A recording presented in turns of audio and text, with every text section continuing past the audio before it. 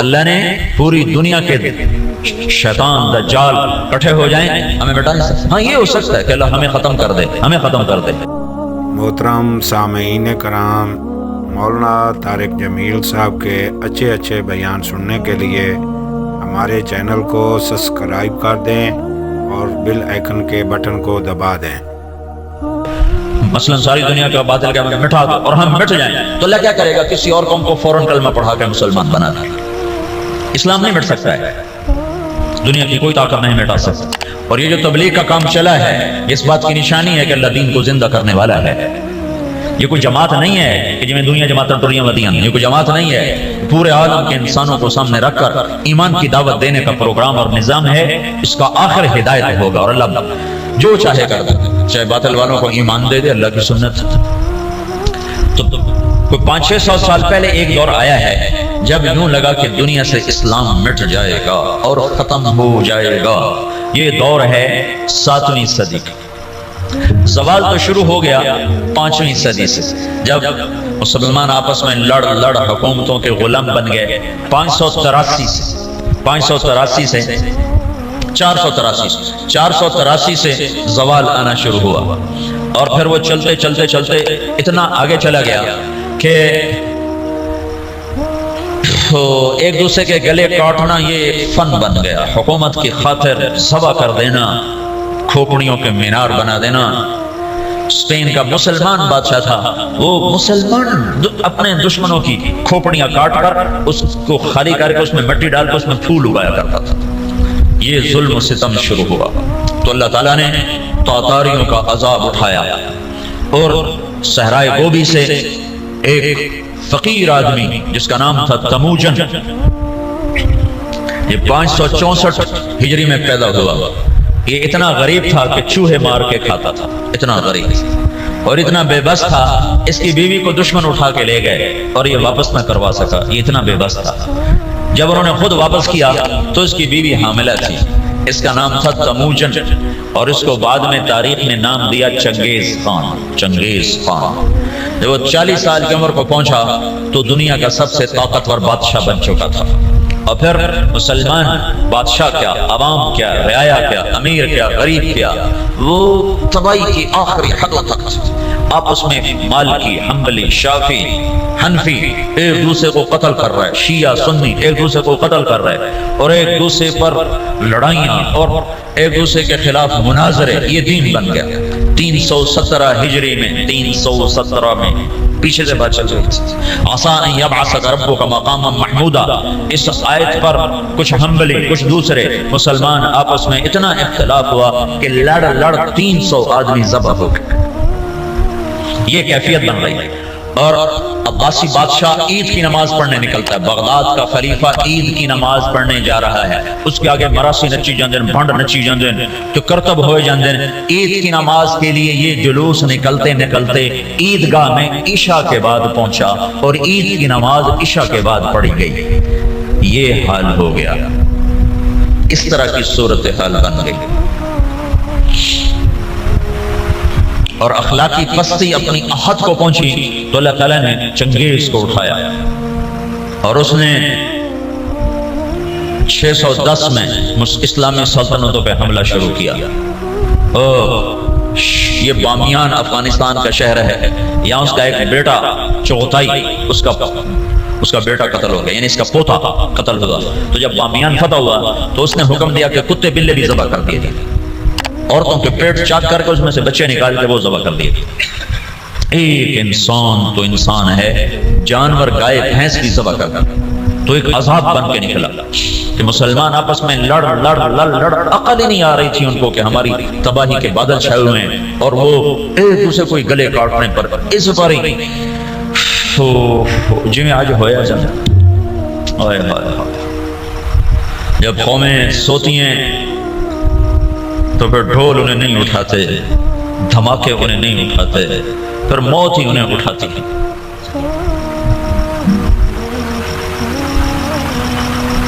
چھ 610 ہجری میں چنگیز خان نے بخارا پہ حملہ کیا. سب سے پہلا شہر بخارا تھا بڑا جس پر اس نے حملہ کیا. اور جب وہ مسجد کے ممبر پر آیا ہے تو اس نے ایک لمبی ٹوپی پہنی ہوئی تھی، سردیوں کا زمانہ تھا، اور چہرے پہ رنگ ملا ہوا تھا سردی کے اثر سے بچنے کے لیے۔ کہنے لگا مسلمانوں تم جس خدا کو مانتے ہو میں اس خدا کا عذاب بند کرایا، خون کی ندیاں بہا، اور 40 سال مسلمانوں کے خون سے زمین بھر گئی۔ 656 ہجری میں ہلاکو خان نے بغداد پہ حملہ کیا، 15 لاکھ آدمی ذبح کر دی، 40 دن قتل عام ہوتا رہا، تو دریائے دجلہ سرخ ہو گئی۔ اب یوں لگتا تھا کہ اب دنیا میں اسلام ختم، اب اسلام نہیں باقی بچ سکتا۔ تو میں نے تمہیں بتایا نا کہ اللہ نے اسلام کو باقی رکھنا ہے، اسے کوئی نہیں مٹا سکتا۔ تو جب مسلمانوں کے ہاتھ میں سے طاقت نکل گئی اور وہ بے بس اور عاجز ہو گئے اور اتنی بڑی تاتاری طاقت سے لڑنے کی ہمت نہ رہی، تو اللہ نے کیا کیا؟ اس دعوت کی طاقت کو ظاہر کیا۔ کچھ ترکستانی تاجروں نے تاتاریوں میں تبلیغ شروع کر دی، تو وہ قوم جو دنیا میں اسلام مٹانے آئی تھی وہ مسلمان ہونا شروع ہو گئی۔ یہ دنیا کی تاریخ کا عجب واقعہ ہے۔ چنگیز خان اس نے شہروں کے شہر تباہ کر دی۔ اس کے مرنے کے بعد اس کا بڑا بیٹا تھا جوجی، اس نے سلطنت کو 4 حصوں میں تقسیم کیا۔ روس جوجی کو دیا، منگولیا کا علاقہ چغتائی کو دیا، اور اپنا صحرائے گوبی اور چین اور اس کا دائیں بائیں یہ اغدائی اس کو اپنا جانشین بنایا، اور تولوئی کو آذربائیجان سے لے کر ایران کا علاقہ دیا۔ دنیا کا سب سے بڑا فاتح ہے چنگیز خان۔ تو پوری دنیا میں چنگیزی چھا گیا، اور مسلمان بے بس اور حقیر، بے بس اور حقیر، اور کوئی شکل نہیں ان سے ٹکر لینے کی۔ تو اس دعوت کی طاقت کو اللہ نے ظاہر فرمایا۔ جوجی کا بیٹا تھا ایباقا، وہ اس کے مرنے کے بعد بادشاہ بنا۔ ایباقا کا بیٹا تھا برکا، وہ اس کے بعد بادشاہ بنا۔ اس کے دوران دعوت کا کام شروع ہو گیا تاتاریوں میں، تاتاری عوام مسلمان ہونا شروع ہوئی۔ اس سے دعوت چلتے چلتے برکا خان کا ایک وزیر مسلمان ہوا۔ وہ جب موقع پاتا تو برکا کو اسلام کی باتیں سناتا، تو سن کے حیران ہو کر کہتا یہ اچھی اچھی باتیں کس نے تمہیں سکھائی ہیں؟ کہا یہ اسلام سکھاتا ہے۔ کہا یہ اسلام کہاں سے تم نے سیکھا ہے؟ کہا یہ کچھ مسلمان آتے ہیں جو یہ باتیں بتاتے ہیں، اگر آپ اجازت دیں تو آپ سے ملاؤں؟ کہا ہاں ہاں، اب اگر کوئی مسلمان آئے تو مجھ سے ملانا ہے۔ تو ایک ترکستانی تاجروں کا قافلہ، وہ تاجروں کے بھیس میں ہوتے تھے، کام دعوت کا کرتے تھے۔ اللہ نے اسلام کو باقی رکھنا ہے، یہ مٹ نہیں سکتا، اسے کون مٹا سکتا ہے۔ عیامورش تاتار کے افسانے سے پاسما مل گئے کعبے کو صنم خانے سے۔ تو جب وہ قافلے والے آئے تو اس نے برکا خان سے ملایا۔ برکا جو تھا نا، اس نے جب دعوت سنی تو مسلمان ہوا، اور پوری روس کی سلطنت میں اسلام پھیل گیا۔ تاریخ لکھنے والے لوگ حیران ہوتے ہیں کہ یہ دنیا میں پہلی دفعہ ایسا ہوا کہ فتح کرنے والی قوم نے اپنے غلاموں کا دین قبول کر لیا۔ ہر کوئی بادشاہوں کا کلمہ پڑھتا ہے، لیکن یہ دنیا کی تاریخ میں پہلی دفعہ ہوا کہ غلاموں کا کلمہ بادشاہوں نے پڑھا۔ تو ایک نسل پوری چنگیز خان کی مسلمان ہو گئے۔ اب ہلاکو جو تھا وہ مصر ایک ملک باقی رہ گیا تھا، وہ اس پہ حملہ کرنے کے لیے لشکر جرار لے کر نکلا۔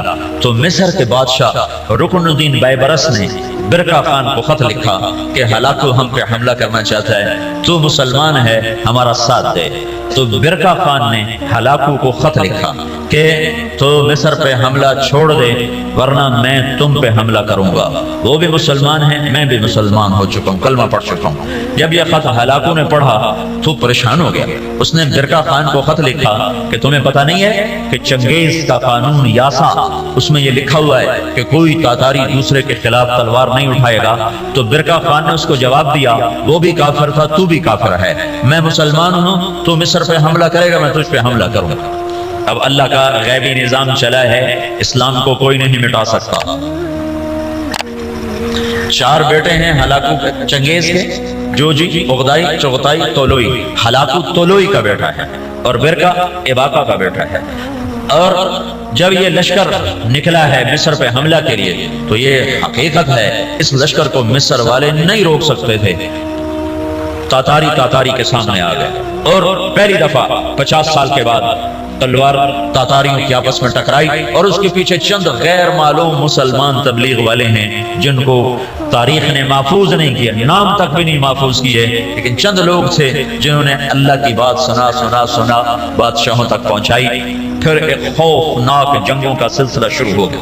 ہلاکو نے ظلم زیادہ اس لیے کیا کہ ہلاکو کی بیوی عیسائی تھی، تو اس کا نام تھا، اور اس کا جو سالار تھا وہ بھی عیسائی تھا، اس کا نام تھا قطبوغا، یہ دونوں عیسائی تھے۔ تو یہ چاہتے تھے مسلمانوں کو مٹا دیں، لیکن میرے اللہ مکروا ومکر اللہ واللہ خیر الماکرین، مکروا مکرا ومکرنا مکرا وهم لا یشعرون۔ اللہ نے برقہ کو ایمان دیا، اس سے جا کر ٹکرایا ایک جنگ میں، جو میں ہلاکو نے پہلے مصر پہ حملے کا ارادہ کیا، لیکن اس کا بھائی تھا منگو خان، وہ اس وقت چنگیزیوں کا بادشاہ تھا۔ جب اغدائی مرا تو اس کا بیٹا قیوق تھا، وہ بادشاہ بنا۔ قیوق کے مرنے کے بعد منگو خان بنا۔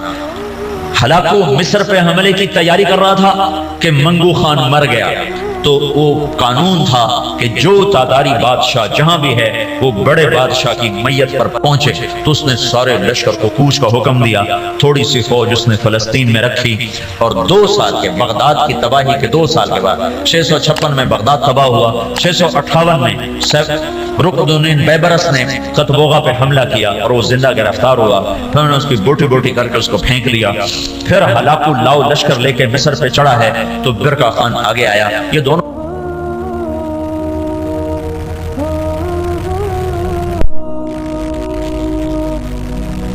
کا بیٹا تقودار وہ بادشاہ بنا، ہلاکو کا بیٹا بادشاہ بنا، وہ مرا، اس کا پوتا ارغوان وہ بادشاہ بنا، تو وہ عیسائی ہو گیا۔ اس نے اپنا نام رکھا نکوپولس، لیکن تھوڑے دنوں کے بعد کہا ترائے خدا کیا چکر ہے، ترائے خدا، عیسائیوں کے 3 خدا ہوتے ہیں، کہ ترائے خدا بھی ہو یا جب خدا تھا ہی کوئی ہوتا ہے، تو مسلمان ہو گیا، اور اس نے اپنا نام احمد رکھا۔ احمد وہ ہلاکو جس نے کہا تھا دنیا سے اسلام مٹا دوں گا، اس کا پوتا لا الہ الا اللہ کے نعرے لگا رہا تھا۔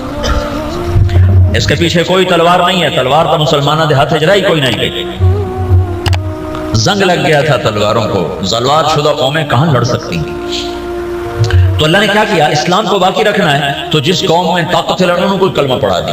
تو اب برقہ خان کی اولاد مسلمان، یعنی جوجی کی اولاد مسلمان ہو گئی، اور ادھر طولوئی کی اولاد مسلمان ہو گئی، ادھر چغتائی رہ گیا جو منگولیا کا بادشاہ بنا تھا، اس کا پڑپوتا تیمور تغلق، وہ مولانا جلال الدین رحمت اللہ علیہ ایک بڑے عالم ہیں، ان سے اس کی ملاقات ہوتی ہے، وہ اس کو ایمان کی دعوت دیتے ہیں، وہ ان سے متاثر ہوتا ہے، ان سے کہتا ہے کہ ابھی تو میں ولی العہد ہوں، جب میں بادشاہ بن جاؤں پھر میرے پاس آنا، پھر میں تمہاری بات سنوں۔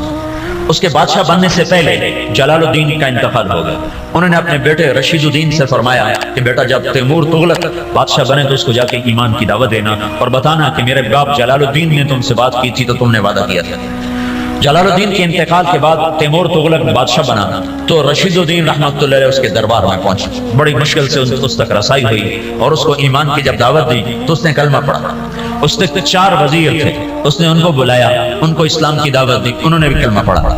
اس کا سالار تھا سپہ سالار، اس نے اس کو بلایا، کہا اس کو ایمان کی دعوت دی، تو اس کے سپہ سالار نے کہا کہ میں تو ایک شرط لگاتا ہوں کہ یہ میرے غلام سے کشتی کرے، اگر اس کو گرا دے تو پھر میں مسلمان ہوتا ہوں، ورنہ نہیں۔ اس کے غلام کا نام تھا جراش۔ وہ کیسا غلام تھا؟ وہ 5 سال کا جوان اونٹ بیٹھا ہوا، اس کو دونوں ہاتھوں پہ یوں اٹھا لیتے تھے، اساڑے کو بستر نہیں چاہیا جاتا، سلیپنگ بیگ تو پورا اٹھائیں چالیں گا ایڈی بلا۔ تو بادشاہ نے کہا تیمور نے کہ یہ کیا بات ہوئی، تیرا غلام ہاتھی اے شدہ چڑی ورگا اے کشتی کی ہو، بھائی تو دلیل کی بات سن کا، میں دلیلہ کو نہیں جانتا، میں صرف لڑائی جاننا، یہ میرے غلام کو ہرا دے میں کلمہ پڑھ لوں۔ تو رشید الدین رحمت اللہ نے کہا جی میں انشاءاللہ اس سے کشتی کروں گا۔ تو انہوں نے رات کو اپنے رب سے بات کی، مولا ہوں تیری مرضی مروانا ہی مروا چاہتا، جنہوں نے کلمہ پڑھ مامنا ہی تو میں نے جتا چاہتا۔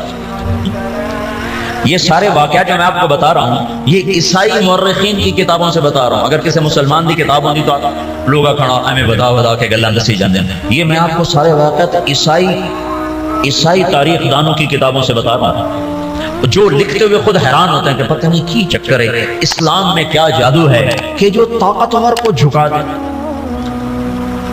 ہسٹری آف اسلام میں کتاب ہے، میں اس سے آپ کو یہ سارا قصہ سنا رہا ہوں، وہ بہت بڑا مورخ تھا سر تھامس، تو تو یہ تاتاریوں کی تاریخ لکھتے کہتا ہے سمجھ میں نہیں آتا کہ یہ کیسے ہو گیا کہ بادشاہوں نے رعایا کا دین قبول کر لیا، یہ کیا سچائی ہے اسلام کی۔ اس نے کہا جی میں لڑوں گا۔ اگلے دن سورا شہر کٹھا اور رشید الدین چڑی ورگا وہ ہاتھی ورگا سارے آخر لگے ماڑ کو ہونے ماریا جانا ہے۔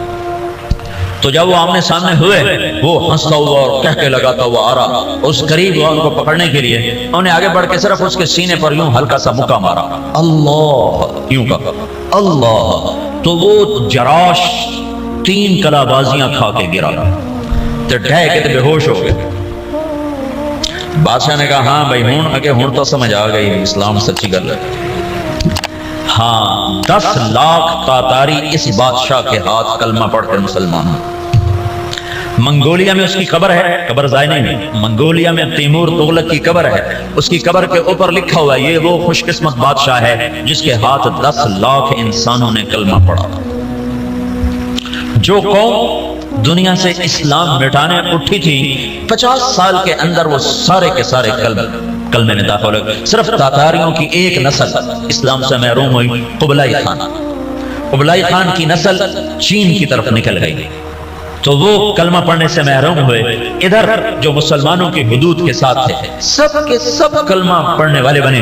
اسی کو علامہ اقبال نے کہا پاسباں مل گئے کعبے کو صنم خانے سے، کہ جو قوم اٹھی تھی کہ ہم نے دنیا سے اسلام مٹا دینا ہے، ان کو طاقت سے نہ کوئی توڑ سکا، ان کو فوجوں سے نہ کوئی توڑ سکا، ان کو کلمے کی سچائی نے غلام بنا دیا اور سارے کی ساری قوم مسلمان۔ ایک تتاری آیا رہے 4 مہینے لگانے، تتارستان پوری ایک ریاست ہے روس میں تتارستان، تو انہوں نے مجھے کہا کہ یہ تتاری ہے۔ میں نے ان سے پوچھا اس کی زبان تو روسی تھی، تو انہوں نے مجھے کہا تتاری، میں نے کہا تتار میں نے کہا ہاں تتار میں نے پنجاب میں کہا یار تسی سارے بڑا کھو کے رکھا ہے۔ اس کو کیا پتا میں کیا کہہ رہا ہوں، میں کہا تھوڑے بڑے سے بڑا کھویا آئے ہوئے۔ یہ تبلیغ کی خاموش محنت تھی جس نے دنیا کی سب سے بڑی سیاسی طاقت کو کلمہ پڑھا دیا۔